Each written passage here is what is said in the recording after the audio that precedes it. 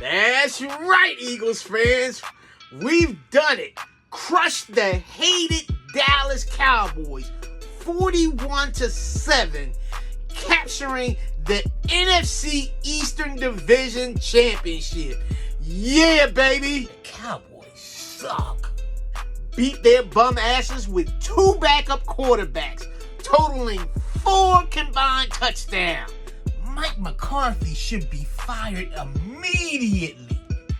If I was Jerry Jones, I'd make him find his own transportation home. And our MVP, Saquon Barkley, rushed for over 2,005 yards today. He's 101 yards short of Eric Dickerson's single-season rushing record. The Giants suck ass too. And how about the defense?